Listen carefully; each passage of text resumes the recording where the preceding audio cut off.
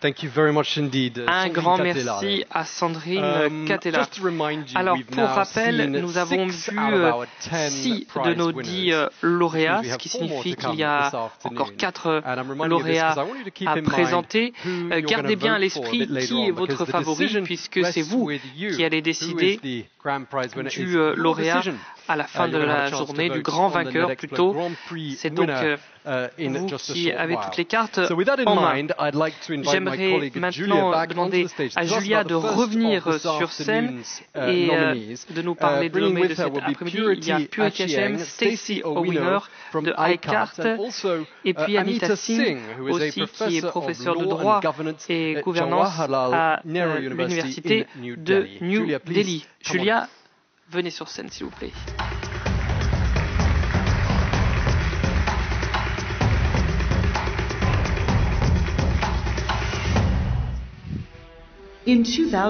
En 2017, 5 filles kenyanes ont décidé de former un groupe, les Restorers, et ont créé une application mobile pour lutter contre les mutilations génitales féminines.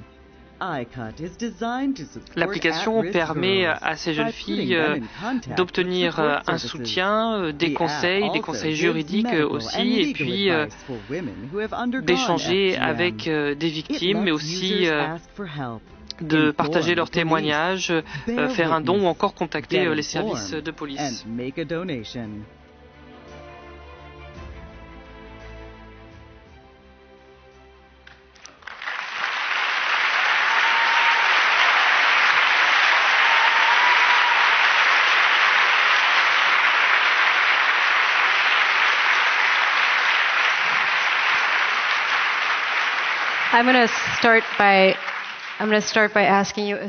Je vais commencer par vous poser une question simple. Stacey, vous avez quel âge? Moi, j'ai 18 ans. Et moi, je vais avoir 19 ans au mois de mai. There you go. Voilà, je pense que tout est dit. 2 jeunes femmes très courageuses de ce groupe de 5 femmes donc, qui ont décidé de s'attaquer à un sujet très sensible, très compliqué et surtout une tradition profondément ancrée dans votre pays. Est-ce que vous pouvez nous raconter un peu comment vous avez commencé ce parcours? Comment, à vous 5, vous avez commencé à réfléchir à cette idée de s'emparer de la technologie pour arriver à vos fins? Tout a commencé avec le Technological Challenge. C'est un forum qui permet de partager les problèmes d'une société et de les résoudre par le biais d'applications mobiles. À ce moment-là, dans notre parcours, l'une d'entre nous a proposé cette idée de s'attaquer à ce problème des mutilations génitales. C'est un sujet qui nous avait paru opportun et on s'est posé la question de comment utiliser la technologie. Parce qu'en parler c'est une chose, mais utiliser la technologie pour le résoudre, c'est à mon sens bien plus efficace. Donc on a pu identifier ces filles qui étaient des victimes potentielles, les aider à entrer en contact avec les autorités locales pertinentes. Ça fait partie de ce travail au niveau d'une communauté que nous avons réalisée. Et en fin de compte, on pouvait réellement faire confiance à cette application alors qu'on ne peut pas forcément faire confiance à son enseignant ou à son professeur principal. Donc comment est-ce que le système fonctionne? C'est un réseau, c'est un chatbot, c'est une communauté en ligne? Qu'est-ce que c'est exactement? Ce qui s'est passé, c'est qu'au Kenya, il y a des lois qui interdisent la mutilation génitale sur les jeunes femmes, mais pourtant ces lois sont souvent outrepassées et donc il y a beaucoup de personnes qui qui prennent la parole, mais ces jeunes femmes, finalement, dans ces discours, ne sont que des statistiques, des chiffres.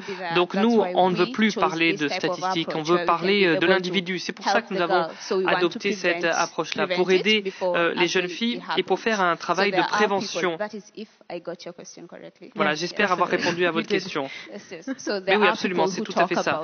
Donc il y a beaucoup de personnes qui parlent de ce problème-là, et nous, notre application, elle a un rôle plus pratique sur le terrain en quelque sorte. Alors les mutilations génitales, c'est aussi, en plus d'un traumatisme, c'est aussi un risque d'un point de vue de la santé. Il y a beaucoup de jeunes filles qui meurent à cause de ces mutilations. Professeur, est-ce que vous pouvez nous expliquer un petit peu quels sont les défis, les menaces que ces jeunes femmes doivent encore surmonter aujourd'hui? Tout d'abord, j'aimerais féliciter ces deux jeunes femmes, et ce pour deux raisons. Mais allez-y, applaudissez-les.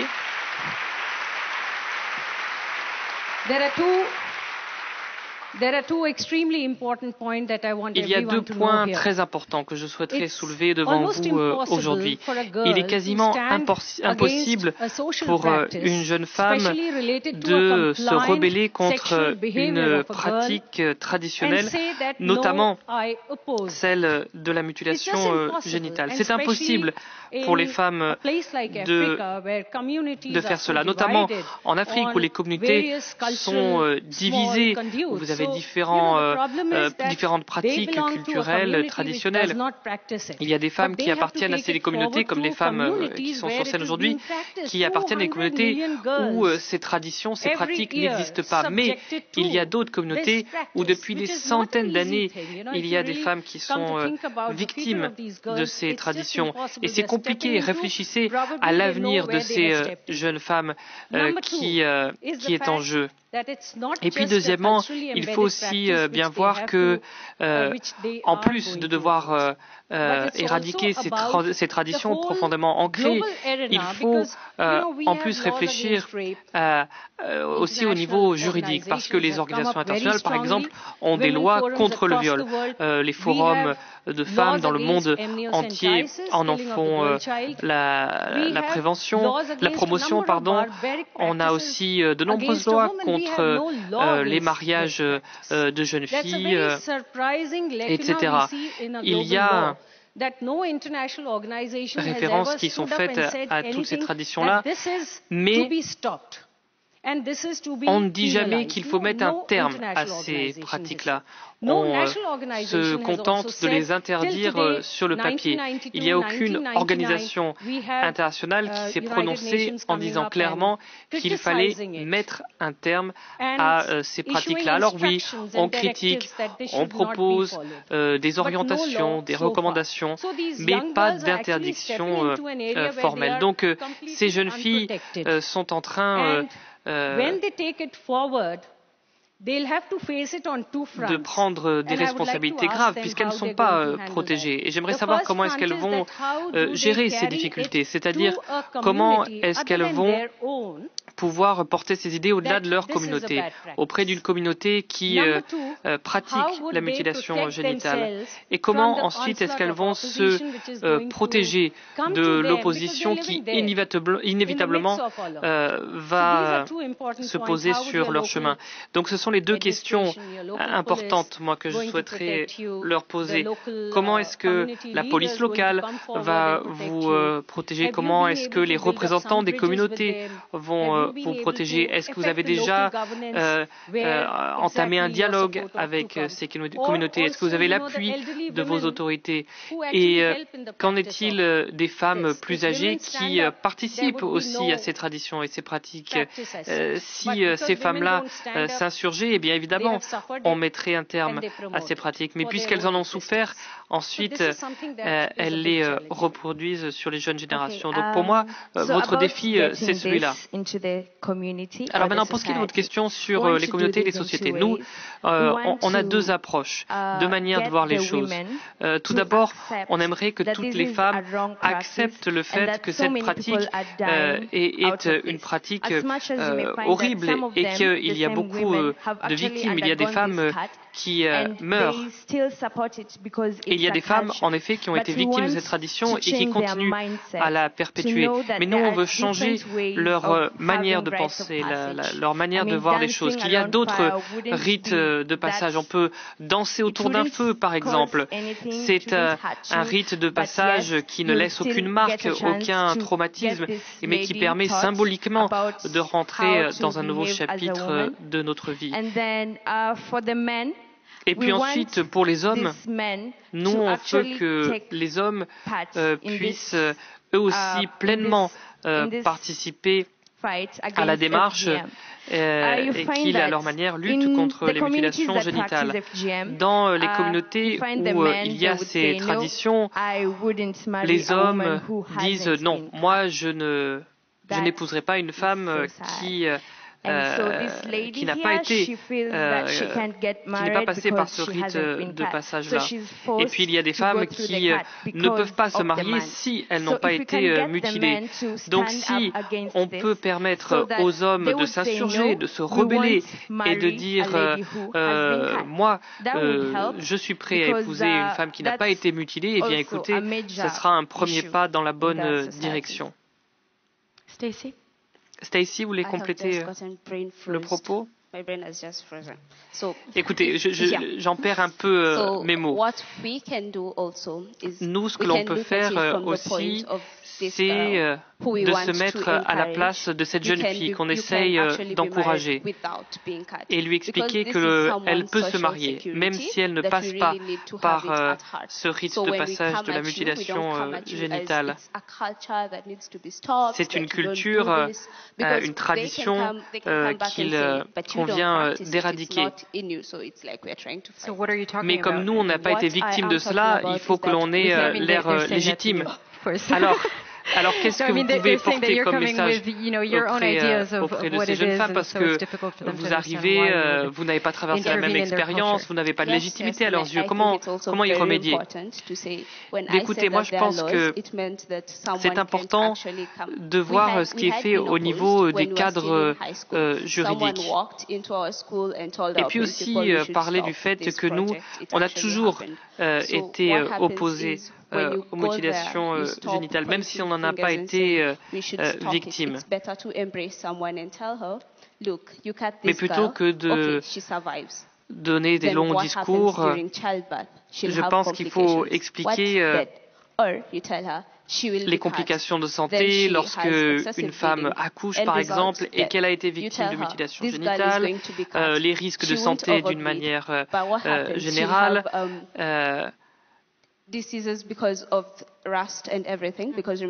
et puis les infections aussi qui peuvent avoir lieu, puisque c'est le même couteau qui est utilisé pour une dizaine de femmes au cours d'une cérémonie traditionnelle. Donc il faut expliquer tout cela et les conséquences médicales. J'imagine qu'il y a beaucoup de personnes dans vos communautés qui ont entendu votre message. Quelles ont été leurs réactions? Moi, la plupart des gens de ma communauté ne comprennent pas notre combat puisqu'ils considèrent que nous ne sommes pas victimes. Mais je pense que même si vous n'êtes pas touché directement, vous êtes quand même responsable parce que on a tous un rôle à jouer dans la société. Purity and Stacy. Purité, Stacy, professeur, merci beaucoup. J'aimerais qu'on ait plus de temps, mais vraiment un grand merci et applaudissements pour ces jeunes filles très courageuses. On va vous remettre votre prix.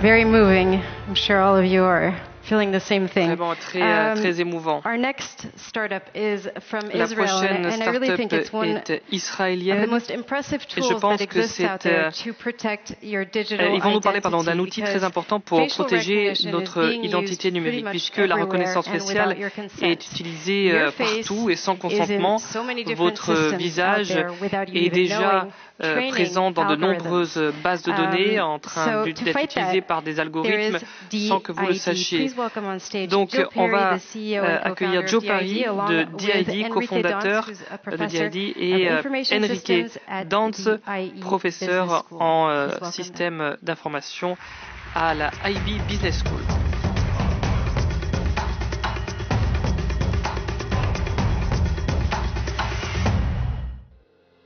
To ensure privacy and enable individuals to avoid pour protéger votre vie privée, pour ne pas être reconnu par les logiciels et les algorithmes de reconnaissance faciale, cet outil vous permet de modifier votre visage pour qu'il ne soit pas reconnu par les algorithmes. Mais à l'œil humain, évidemment, rien ne change.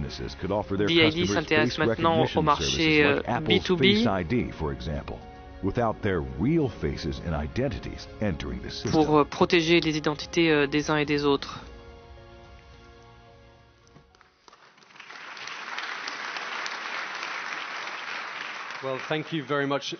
Un grand merci à Gil Perry et professeur Enrique Dance pour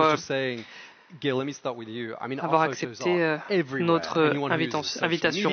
Donc nos photos sont partout sur les réseaux sociaux, dès qu'on traverse un aéroport ou encore lorsqu'on rentre dans une banque, des photos de nos visages sont prises. Alors c'est pas forcément quelque chose de malsain, de pernicieux.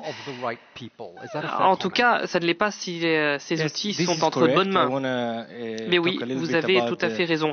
Et j'aimerais en dire un petit peu plus sur les côtés sombres de la reconnaissance faciale. C'est un gros marché en plein essor. À l'heure actuelle, il y a des caméras partout, des caméras de surveillance dans le monde entier. On a tous des smartphones, on prend des vidéos, des photos avec, on les met sur Internet. Il y a beaucoup d'entreprises qui stockent ces vidéos, ces images-là. Donc avec toutes ces différentes sources, eh bien sachez que vous pouvez être pisté partout et puis surtout on peut voler votre identité. En Chine par exemple, la reconnaissance faciale est utilisée pour donner des amendes aux personnes qui traversent au feu rouge par exemple. Il y a aussi des applications qui vous permettent de prendre une photo d'un inconnu dans la rue ou d'un enfant et savoir immédiatement de qui il s'agit. Et c'est le cas en Europe, aux États-Unis. Le marketing s'en sert pour identifier notre âge, nos goûts, c'est utilisé par les réseaux sociaux, tout ça est déjà inscrit dans nos téléphones. Donc on est en train d'aller trop vite avec la reconnaissance faciale. C'est bien que c'est une menace qui se pose à nous. C'est une menace à notre droit à la confidentialité.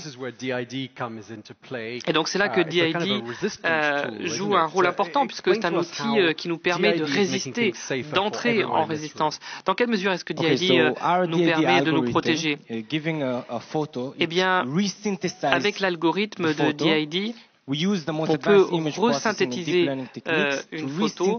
On utilise les toutes dernières techniques pour resynthétiser une photo et obtenir une version protégée. Et cette version protégée, à l'œil humain, ressemble exactement à l'original. Vous pouvez la mettre sur Facebook, vous pouvez l'imprimer, personne n'y verra la moindre différence. Mais pour les algorithmes de reconnaissance faciale, alors cette photo est complètement différente. C'est la même photo mais sans votre empreinte en quelque sorte. Donc en quelque sorte, vous proposez de nettoyer nos photos de telle sorte à ce que tous ces points singuliers soient effacés. Est-ce que vous pensez que Gil, on en fait assez pour protéger la vie privée des uns et des autres? Écoutez, la réponse est double, à la fois oui et non. D'un point de vue de la sensibilisation, nous avons fait beaucoup de progrès. Par exemple, au niveau de l'Union européenne, il y a la RGPD qui est une excellente mesure politique. La reconnaissance faciale est reconnue comme étant un élément important de la vie privée et qu'il convient de protéger. Les entreprises n'ont pas le droit d'y toucher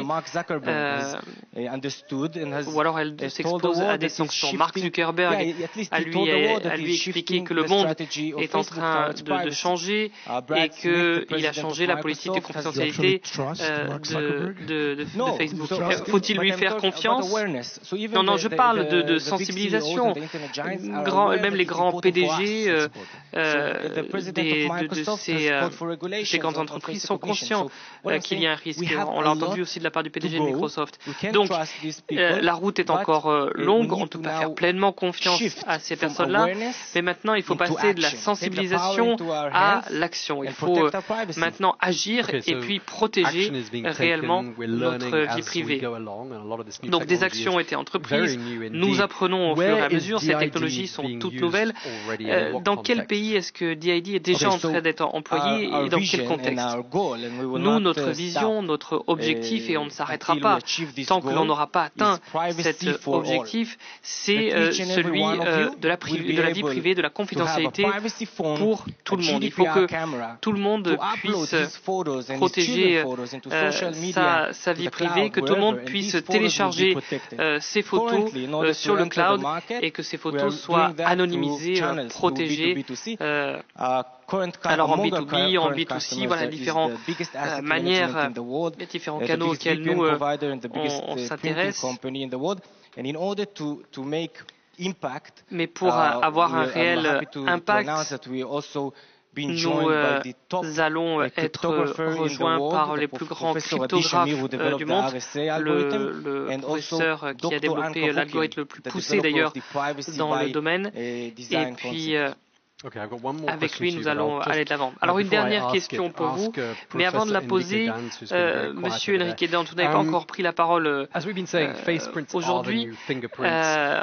L'empreinte de notre visage, c'est l'équivalent de notre empreinte digitale, mais il faut pouvoir maîtriser tout cela. Oui, absolument. Écoutez, moi, je vais vous raconter une anecdote personnelle. Moi, avant, je mettais mes photos sur Flickr. Bon, après, ça a été racheté par Yahoo, donc c'est immédiatement devenu un zombie.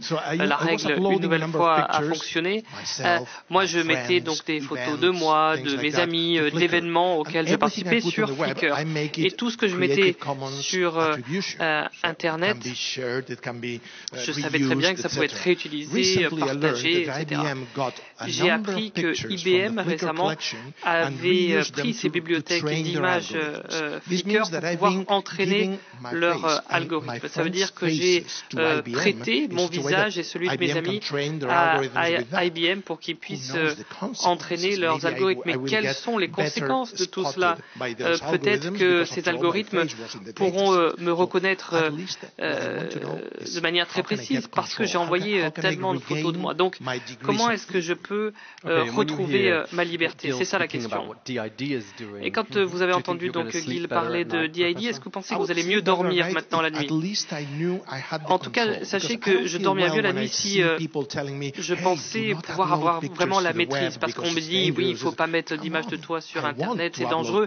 Mais moi, j'ai envie de partager des photos, j'ai envie de partager ma journée avec mes amis sur les réseaux sociaux, mais je veux aussi veiller à le faire de manière sûre. Et pour que ces photos ne soient pas utilisées pour m'identifier lorsque je me promène tranquillement dans la rue. Moi, ce qui me fait mieux dormir la nuit, c'est la volonté de notre ami de protéger la vie privée de tout le monde.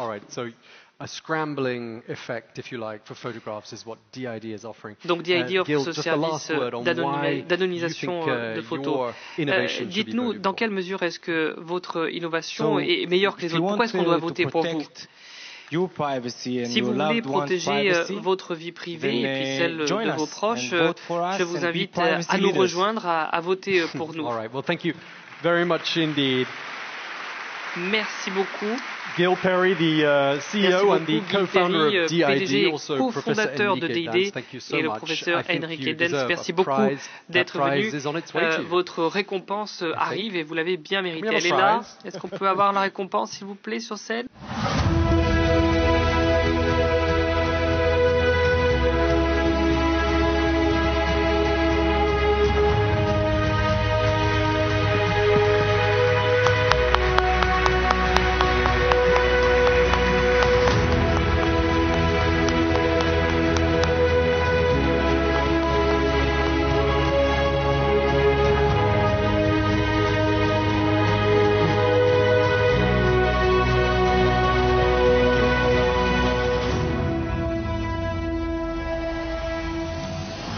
Thank you both very much indeed. I'd now like to invite Et our maintenant, next prize si winners, vous me le Kriti permettez, je voudrais Sharma, inviter the notre CEO and lauréate the founder suivante, of Rainbow, which is an app Kriti which Sharma, helps women qui est la fondatrice who've de been Rainbow, victims of organisation abuse. qui aide les femmes I'd also like victimes to ask de, Professor Rajiv Sri, who is a de professor of harcèlement, digital management d'harcèlement, at et IIM le professeur in Bangalore. Please Rajiv come up on Sri, stage. qui est le fondateur de iCut à Bangalore.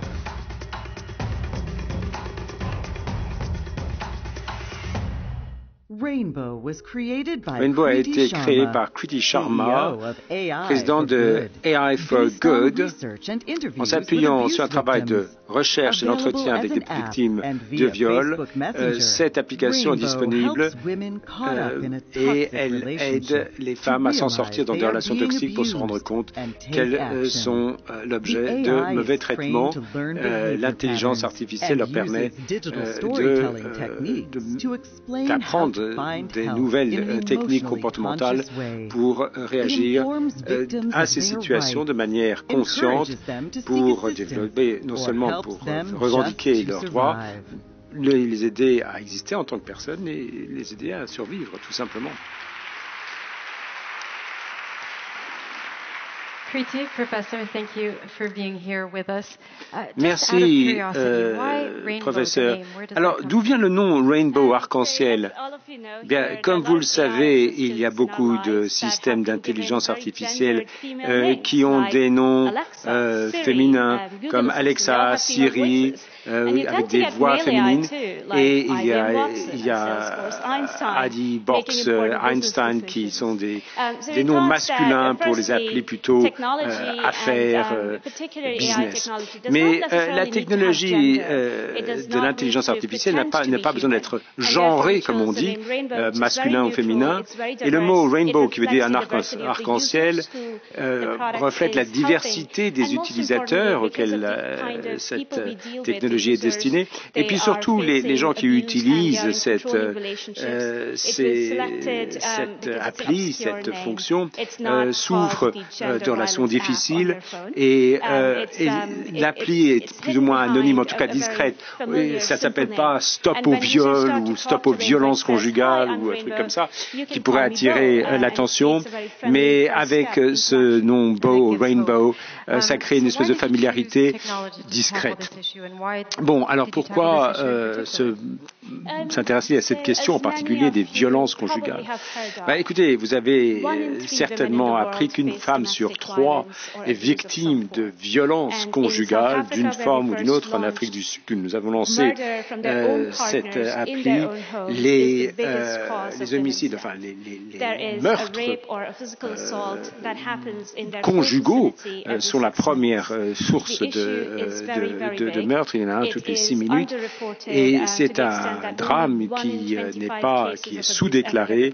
Et même un cas sur 20 seulement est signalé. Et lorsqu'il est signalé, c'est arrivé à la 35e manifestation de violence conjugale que les femmes se manifestent. Et là, c'est trop tard souvent, il n'y a pas de preuves, il n'y a pas d'éléments, elles ne peuvent plus rien faire. Et c'est la raison pour laquelle la technologie de l'intelligence artificielle permettra de relancer la conversation et surtout permettre aux femmes concernées par ces violences conjugales de réagir avant qu'il ne soit trop tard ou d'intervenir quand c'est nécessaire. Nous avons un partenaire en Afrique du Sud qui nous a aidé à développer cette appli en se servant de l'intelligence artificielle pour lutter contre les violences conjugales et on se sert d'experts sur le terrain. Nous avons parlé à une centaine de femmes qui ont connu ces formes de violence et d'abus domestiques et on a appris des choses tout à fait étonnantes.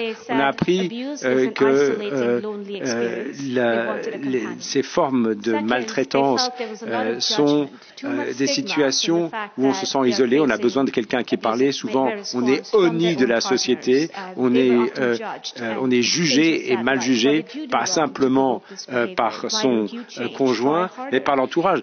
Qu'est-ce que tu as fait pour mériter ça? Tu as dû faire quelque chose, etc. Et puis surtout, chacun, ou plutôt chacune, a son propre rythme. Et souvent, la femme battue retourne quand même à son mari violent.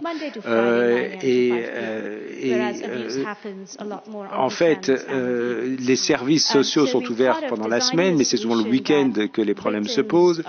Et là, l'idée, c'est de se tourner vers les vrais besoins des femmes victimes de violences conjugales. Alors souvent, on parle de violences conjugales, mais ces femmes avaient un autre vocabulaire pour décrire ce qui leur arrive. Elles ne vont pas sur Google pour chercher les mots qui conviennent. Ils se disent il y a quelque chose de pas normal qui se passe, mais est-ce que c'est normal que mon mari surveille mon téléphone? Mais là, on s'est dit, mais attendez, au lieu de chercher sur Google violence conjugale, on va voir, s'il y a une loi de 1988 sur la violence conjugale que personne n'a envie de lire. Et donc, évidemment, on ne va pas s'embêter avec ça, mais l'intelligence artificielle peut aider à traduire en langage commun tous ces aspects juridiques et techniques. Professeur, vous avez dit que l'intelligence artificielle pouvait s'appliquer particulièrement bien à cette situation. Il y a un programme qui s'appelle ELISA, qui était une première version de l'intelligence artificielle. C'était une version assez primitive qui date des années 60, 70.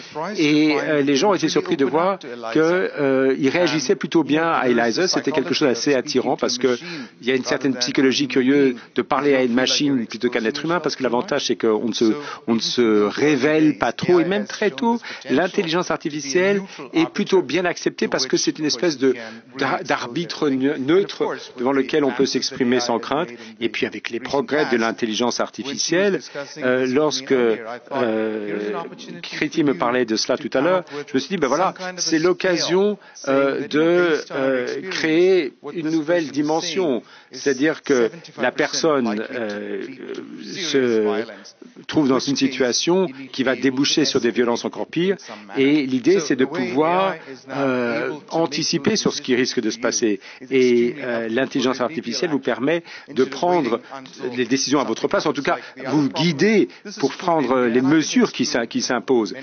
Quelquefois vous ne savez pas ce qu'il faut faire. Et dans bien des pays, lorsque une femme va au commissariat de police pour signaler un incident de ce genre, la police va dire non, il vous a pas tué, donc je peux rien vous faire, je peux rien faire pour vous puisque vous n'êtes pas morte, et il vous reste encore un bras, enfin que sais-je. Donc et la personne est complètement démunie. Alors que là, avec l'intelligence artificielle, on dit voilà, vous n'êtes peut-être, vous n'êtes pas encore, vous êtes encore en vie, mais et le risque de violence très grave est relativement faible, donc vous pouvez rester à la maison. Par contre, si attention, là, si c'en est arrivé à ce stade-là, vous feriez mieux de vous enfuir. Oui, alors, mais comment se fait-il qu'au niveau de la police, on n'arrive pas à avoir des réponses? Où est-ce qu'il faudrait aller? L'idée, c'est c'est pas la répression, c'est la prévention surtout qu'on doit rechercher. Et l'intelligence artificielle est là pour essayer de repérer les systèmes très tôt. Le mot rainbow, l'arc-en-ciel, est assez révélateur. Il y a des algorithmes qui ont été conçus pour avoir une fonction préventive et prédictive. Et cela vient aider également le travail du système pénal, du système judiciaire s'il le faut. Et dans les 100 premiers jours du lancement, nous avons eu quelques 200 000 conversations entre Rainbow et des utilisatrices. Alors je ne sais pas si c'est une bonne ou une mauvaise chose, parce que c'est un peu triste qu'il y ait tellement de gens qui ont besoin d'aide, qui ont besoin de parler à des machines, leur raconter ce qui leur arrive, mais en même temps. On a créé un système qui ouvre une nouvelle voie vers l'aide tant attendue, tant demandée de ces femmes en souffrance. Et alors, nous avons vu d'ailleurs à travers les données qu'il y a des domaines plus pertinents que d'autres. Vous avez par exemple des violeurs multirécidivistes en Afrique du Sud qui sont très actifs et à part le danger immédiat de viol, il y a le risque de transmission de maladies sexuelles et autres et des connotations avec les technologies de téléphonie mobile peuvent intervenir. Alors évidemment, vous aidez les femmes qui en ont un grand besoin, mais peut-être il faudrait voir ce qu'on peut faire pour changer les mentalités du côté des hommes, aborder le problème du côté de la prévention, de l'autre côté de la barrière, pour ainsi dire. Oui, alors Rainbow n'apporte pas des solutions à des crises conjugales. Vous avez évidemment des numéros verts que vous pouvez composer pour vous faire aider en ligne, mais bon, l'idée c'est de comprendre ici ce qu'est le risque pour la femme de se retrouver dans une situation de danger réel. Donc il y a déjà cela. Mais du côté des auteurs de ces violences, on essaie de voir ce qui les amène à se comporter ainsi. Bien souvent, ces hommes ont été élevés dans des familles où ce genre de comportement est considéré comme normal et effectivement, ceux qui ont connu ou vu ce genre d'expérience, eh bien, les reproduisent. Et là, des actions positives sont possibles pour amener un changement de comportement. Oui, et avant de conclure, 2 mots sur l'équipe qui a créé Rainbow. Je crois qu'il s'agit des gens de tous les horizons, n'est-ce pas?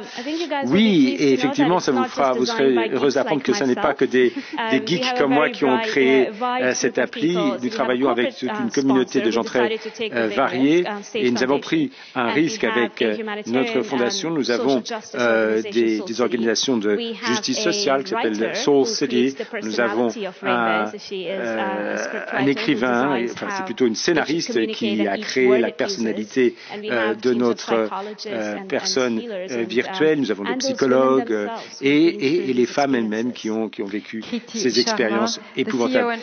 Kriti Sharma, fondatrice de Rainbow, et professeur Rajiv Sri. On va vous apporter votre statuette.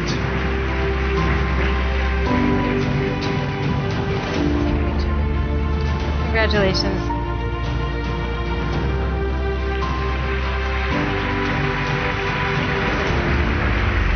Thank you very much. Thank you. Next up, et maintenant, il est la preuve vivante que les technologies low-tech peuvent changer la vie. C'est un doctorant de Imperial College à Londres et qui se sert des ordinateurs de base pour analyser la biodiversité dans l'île de Bornéo. Je vous demande d'accueillir Sarab Sethi.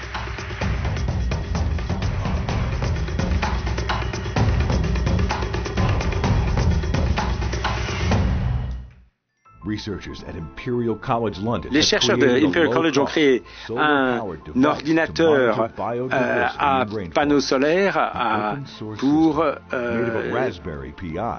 travailler sur la biodiversité dans la forêt de Bornéo avec un système visuel du type Strawberry Pea et qui permet de cartographier des forêts et suivre son évolution à travers les âges.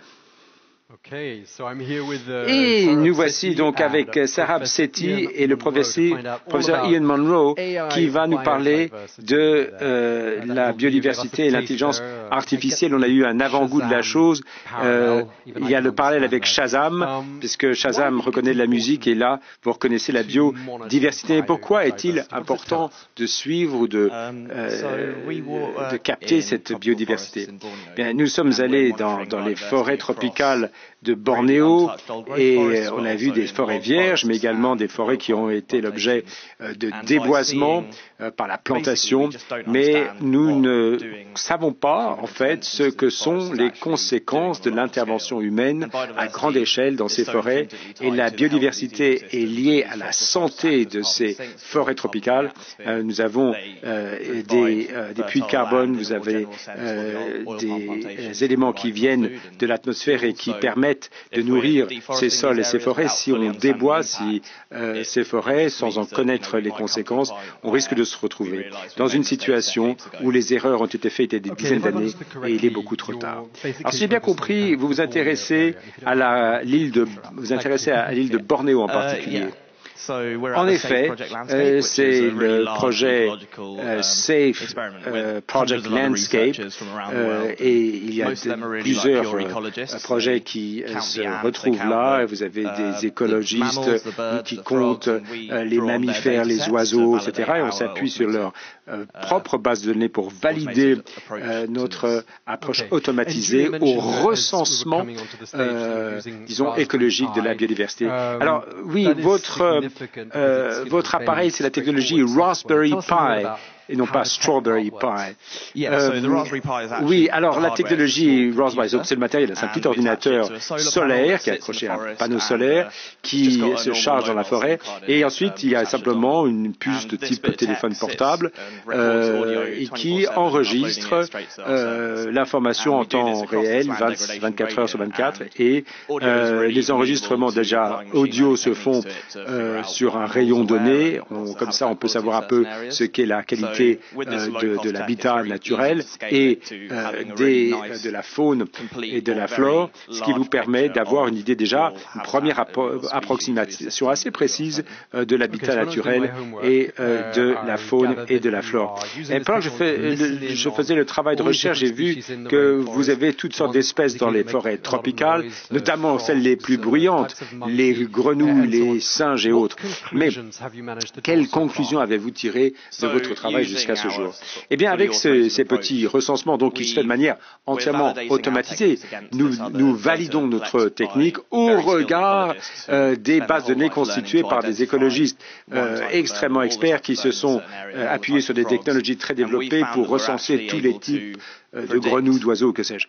Et nous avons vu que nous avons pu prédire le niveau de biodiversité dans certaines zones sans avoir recours à tout ce travail fastidieux et très technique. Alors, je suis pas en train de dire qu'on va pouvoir produire des sources de données aussi efficaces que les autres, mais enfin, c'est beaucoup plus facile et on peut déjà se rapprocher finalement des résultats attendus et avoir une idée assez précise de ce que sont les zones les plus en danger en particulier.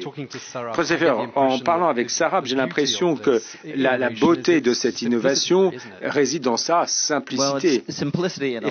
Effectivement, c'est un système qui joue une grande simplicité, une grande puissance aussi. Et dans cette technologie, je dois dire que moi, j'enseigne des cours sur la durabilité de l'environnement, le changement climatique à Stanford. Et lorsque j'étais plus jeune, j'ai passé des années dans les forêts tropicales. J'ai passé mon temps à mesurer les arbres, les plantes, la biodiversité, en utilisant des caméras qui surveillaient la biodiversité animale, donc c'était la flore et la faune. Il fallait sans arrêt remplacer les piles, il fallait changer les cartes mémoire. Alors c'était très sympa, je me rappelle un été au Venezuela, j'ai dû perdre 15 kilos en 2 mois sur le terrain. Donc le fait le fait que vous mettiez des doctorants au chômage avec vos technologies, ils ne vont pas pouvoir s'entraîner sur le terrain, mais enfin quand même, ces technologies présentent un potentiel extraordinaire parce que vous pouvez quand même collecter des données innombrables sur les évolutions des écosystèmes à travers le monde, pas simplement liées au changement climatique, mais à d'autres activités. Et c'est cela, enfin c'est ma deuxième casquette. J'ai une société d'investissement qui s'appelle Etho Capital, qui suit la façon dont les filières industrielles sont liées d'une part à la rentabilité et d'autre part au développement durable. Alors vous avez parlé de l'huile de palme pour le reboisement, mais votre technologie permettrait-elle de suivre non seulement la forêt vierge, pour ainsi dire, mais également ces situations où vous avez une interface entre les zones déboisées, l'interface et les zones industrielles. Est-ce que dans ces contextes, on peut recréer la biodiversité? Est-ce qu'elle se fait dégrader? Est-ce que vous pouvez suivre ce qui se fait? Est-ce que vous pouvez préconiser quelque chose? Mais oui, tout à fait. Les applications sont nombreuses de ce système de moniteur de la biodiversité et nous suivons notamment des forêts tropicales en Amérique latine où il y a des plantations de café qui sont souvent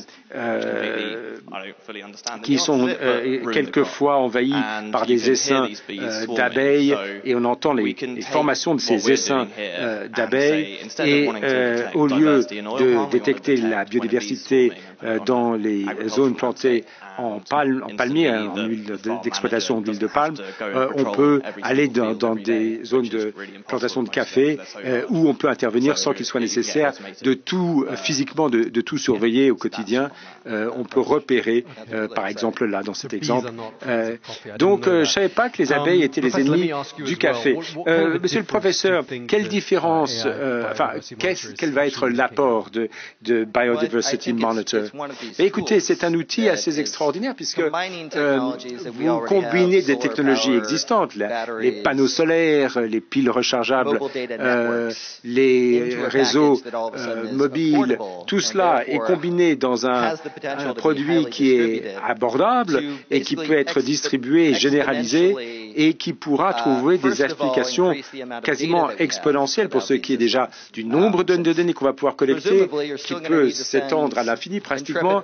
Alors évidemment, il faudra encore des jeunes doctorants intrépides qui iront sur le terrain, mais en même temps, vous aurez, grâce à ces systèmes, accès à beaucoup plus de données, donc un travail beaucoup plus efficace. Et puis avec l'intégration qu'apporte l'intelligence artificielle, vous pourrez analyser ces données et trouver, déceler des tendances que vous n'aviez pas détectées. Donc cette intégration de différentes innovations pour avoir une fonction qui présente un potentiel exponentiel. Oui, et le fait de pouvoir envoyer des doctorants sur le terrain. Je dis que vous avez perdu 15 kilos en 2 mois, moi je perds 1 kilo par semaine, c'est à peu près la même chose. Parce qu'effectivement, c'est un travail qui reste très physique. Ce n'est pas d'ailleurs un travail manuel et il ne s'agit pas simplement de remplacer des batteries qu'il faut recharger à chaque fois. Vous avez les panneaux solaires, on suit également la météo, etc. Mais enfin, ça évite de devoir aller, parce qu'on ne peut pas être physiquement partout dans une forêt tropicale. Il faut savoir que ce sont des endroits très difficiles à étudier et on essaie de s'aborder déjà aux problèmes les plus difficiles, mais sachant que ces mêmes solutions pourront se retrouver, certes les situations sont différentes, mais je ne sais pas, dans les zones polaires et autres, et on pourra trouver des applications qui seront pertinentes. Alors il y a une autre chose à laquelle je pense, et là j'aimerais bien que vous nous en disiez davantage. Vous avez, évidemment, il y avait des espèces comme les singes que vous voulez suivre pour des raisons diverses, mais est-ce que vous pouvez détecter des espèces qui sont plus ou moins invisibles et est-ce que vous pouvez suivre, pas simplement les animaux en laboratoire, mais par exemple les plantes ou autres, les insectes qu'on n'arrive pas du tout à suivre. Dans l'écologie, vous avez des espèces indicatives, et ça, c'est un concept intéressant, les éléphants, les orang-outans. Évidemment, c'est très bien de pouvoir les suivre, mais il y a un indicateur qui essaye de voir comment mesurer l'écosystème complexe dans lequel vivent ces animaux, et vous pouvez entendre les cigales par exemple, mais les cigales ont besoin de certains types de fruits, d'arbres, de sols, de conditions atmosphériques. Vous avez des rats qui rampent sur le sol et qu'on entend rarement et qui sont associés à certaines conditions également environnementales. Donc on arrive à construire une image assez complète et la démarche est très large. Je vous remercie. Malheureusement, on n'a plus de temps, mais merci, c'était tout à fait passionnant et merci à Seti Sarab et également au professeur Monde. Et maintenant, le moment est venu de vous remettre votre prix.